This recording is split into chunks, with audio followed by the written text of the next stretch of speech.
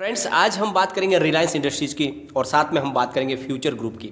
Reliance industries से निकल कर आई है कुछ पॉजिटिव अपडेट और कुछ है निगेटिव अपडेट, और जिसकी वजह से हमें पता चलेगा कि आने वाले समय में रिलायंस इंडस्ट्रीज में कितनी तेज़ी बन सकती है।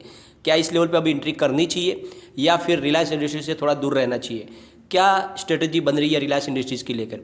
फ्रेंड्स, साथ में फ्यूचर ग्रुप की डील अब अंतिम पड़ाव पे आ चुकी है। एक तरफ अब एनसीएलटी में मामला जा चुका है और दूसरी तरफ सुप्रीम कोर्ट के अंदर मामला जा चुका है।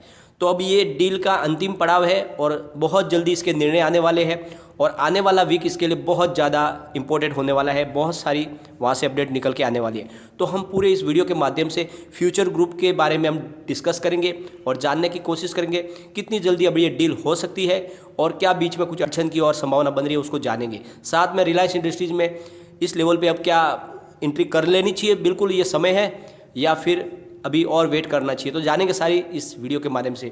लेकिन फ्रेंड, उससे पहले अगर आप पहली बार हमारे चैनल पे आए तो चैनल को सब्सक्राइब कर दीजिए, एक बेल आइकॉन दबा दीजिए ताकि जब भी नया वीडियो बनाऊँ पहला नोटिफिकेशन आपको मिले। वीडियो पसंद आए तो लाइक शेयर जरूर कीजिए। चलो फ्रेंड्स, वीडियो स्टार्ट करते हैं। मैं हूँ आपका दोस्त SB दवे और हमारे अपने चैनल ऑनलाइन कमाई में आपका बहुत बहुत स्वागत है। फ्रेंड्स, सबसे पहले हम रिलायंस इंडस्ट्रीज़ को ज़रा डिस्कस कर लेते हैं। रिलायंस इंडस्ट्रीज़ दो मोर्चों पे आने वाले समय में फ्रेंड्स, रिलायंस इंडस्ट्रीज़ को दो मोर्चों पे लड़ना पड़ेगा, क्योंकि अभी तक डील फाइनल हुई नहीं है और सामने दो और उसके लिए मुसीबत खड़ी हो रही है। एक तरफ है उनके जियो मार्ट के बिजनेस को टक्कर देने के लिए बिग बास्केट का अधिग्रहण करने जा रहा है टाटा ग्रुप, और इसकी वजह से एक बड़ा कंपटीटर तैयार हो रहे हैं रिलायंस इंडस्ट्रीज़ के लिए और साथ में अमेजॉन के लिए। टाटा ग्रुप सारे अपने प्रोडक्ट को ऑनलाइन बेचने के लिए एक सुपर ऐप भी लॉन्च करने जा रही है, जिसमें टाटा ग्रुप सारे के सारे प्रोडक्ट वहाँ पे मिलेंगे टाटा ग्रुप, और उसके अलावा दूसरी कंपनियों के भी प्रोडक्ट बहुत ज़्यादा मात्रा में मिलेंगे, यानी सब कुछ वहाँ पे मिलेगा।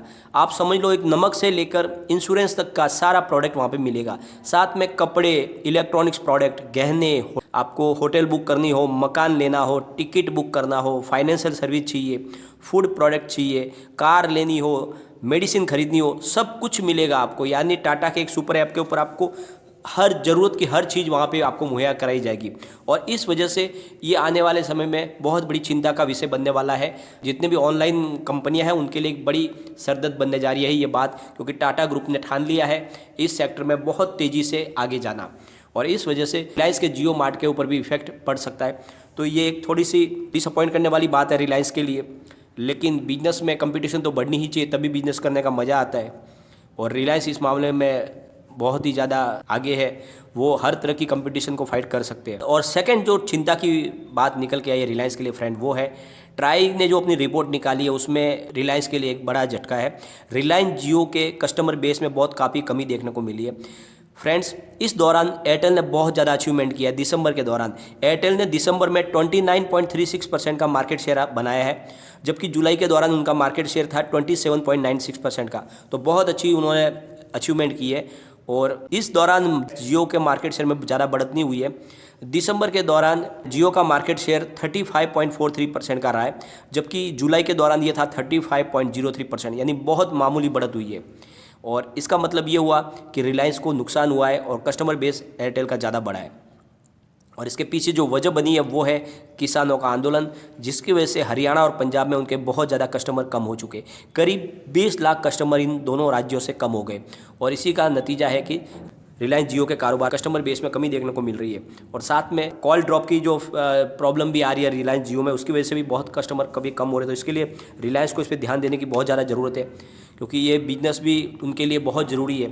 लेकिन एक बिजनेस है जो इनके लिए बहुत ज़ोरदार ग्रोथ कर रहा है, वो है इनका रिफाइनरी का बिजनेस। रिलायंस का जो मुख्य बिजनेस है रिफाइनरी का, वो उनके लिए फ़ायदे का सौदा साबित हो रहा है। और उनके गैस के जो तीनों कुएँ हैं अब पूरी कैपेसिटी से आगे गैस का दोहन करने लगेंगे, तब ज़बरदस्त रेवेन्यू में बढ़ोतरी होगी रिलायंस के। और अपने पूरे देश के गैस की जितनी ज़रूरत है उसकी 15% की पूर्ति ये अकेले 3 कुओं से हो सकती है। इतनी ज़्यादा गैस की मात्रा में प्रोडक्शन होगा, तो इस वजह से रिलायंस को बहुत ज़्यादा रेवेन्यू मिलेगा। और फ्रेंड्स, साथ में रिलायंस सऊदी अरब की कंपनी अरेमको के साथ मिलकर अपने O2C के बिजनेस को कुछ हिस्सेदारी उसमें बेचने जा रही है, और उसके लिए उन्होंने अपनी तरफ से कार्रवाई शुरू कर दी है। तो वहाँ से हिस्सेदारी बेच के वो फंड जुटाया जाएगा ताकि अपने कारोबार को और मजबूती से आगे बढ़ाया जा सके। एक और अच्छी खबर है रिलायंस के लिए, जनवरी के दौरान रिलायंस इंडस्ट्रीज़ के शेयरों में म्यूचुअल फंड ने काफ़ी अच्छी खरीदारी की है।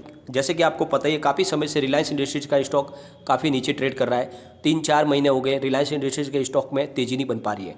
तो ये बाजार के हिसाब से अभी भी अंडर वैल्यू है और इसी का फ़ायदा उठाने के लिए म्यूचुअल फंड ने काफ़ी खरीदारी की है रिलायंस के शेयर में, क्योंकि उनको ऐसा विश्वास है कि आने वाले समय में रिलायंस इंडस्ट्रीज़ के स्टॉक में बहुत ज़्यादा तेज़ी बनेगी। इसीलिए जनवरी के दौरान 2081 करोड़ का निवेश किया गया है म्यूचुअल फंड की तरफ से रिलायंस इंडस्ट्रीज़ में। और इससे हमें पता चल रहा है कि आने वाले समय में जल्दी ही रिलायंस इंडस्ट्रीज़ की प्राइस में बढ़ोतरी हो सकती है। तो अगर आपने रिलायंस इंडस्ट्रीज में इन्वेस्टमेंट नहीं किया हुआ है तो इस लेवल पे आपको कर लेना चाहिए।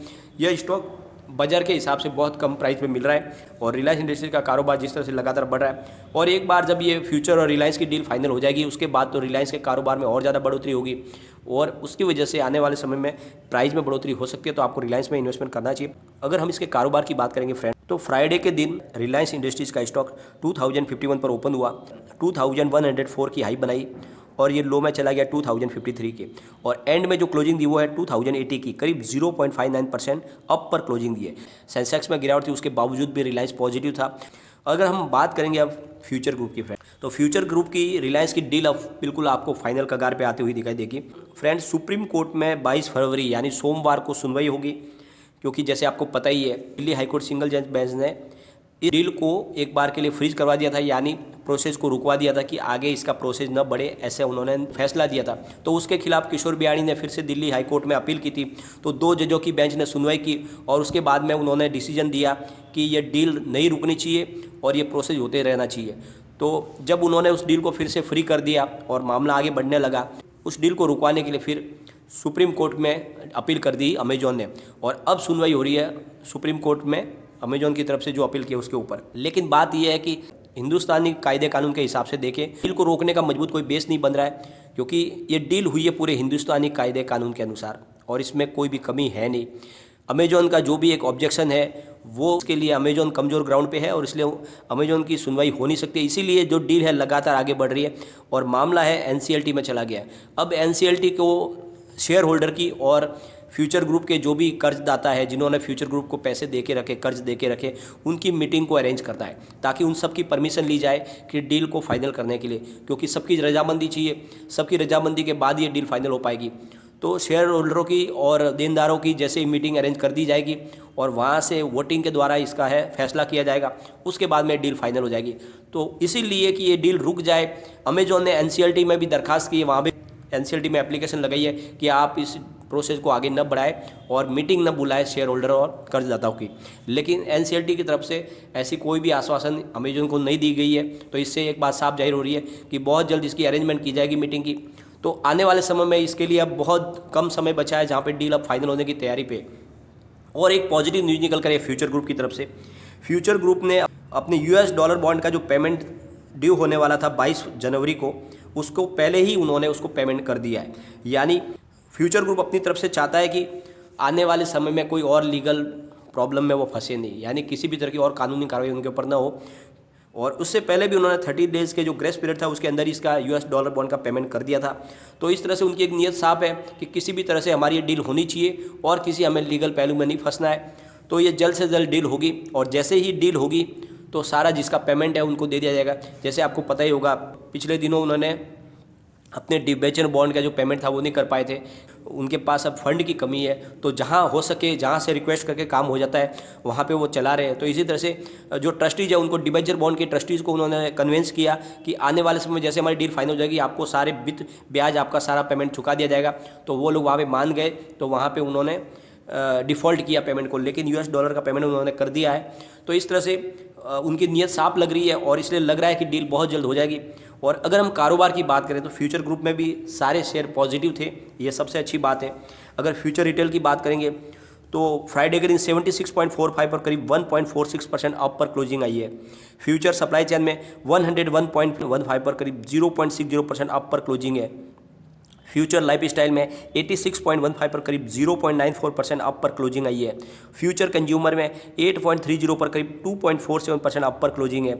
और फ्यूचर इंटरप्राइज में 11.35 पर करीब 0.44% अप पर क्लोजिंग है। तो बाजार में एक तरफ गिरावट थी लेकिन उसके बावजूद भी फ्यूचर ग्रुप के सारे शेयरों में पॉजिटिव थे, पॉजिटिव क्लोजिंग आई है। और इससे एक बात साफ जाहिर हो रही है कि अब लोग अपना माल इस लेवल पे बेचना नहीं चाहते, कोई भी लॉस बुक करना नहीं चाहता, क्योंकि सबको पता है डील अब बिल्कुल फाइनल कगार पे आ चुकी है। मामला एक तरफ सुप्रीम कोर्ट में चला गया है, यानी जो कानूनी पहलुओं की जाँच है अब सुप्रीम कोर्ट से हो जाएगी, और सुप्रीम कोर्ट जो भी फैसला देगा उसके बाद में तो और कोई ऊपर बड़ी अदालत है नहीं। और साथ में NCLT में मामला चला गया है, जो एक अंतिम पड़ाव है इस डील का, तो वहाँ से भी ये डील फाइनल हो जाएगी, तो बहुत जल्दी डील हो जाएगी और सबको जो भी प्रॉब्लम है सॉल्व हो जाएगा। तो आई होप जितने जल्दी हो सके डील हो जाए।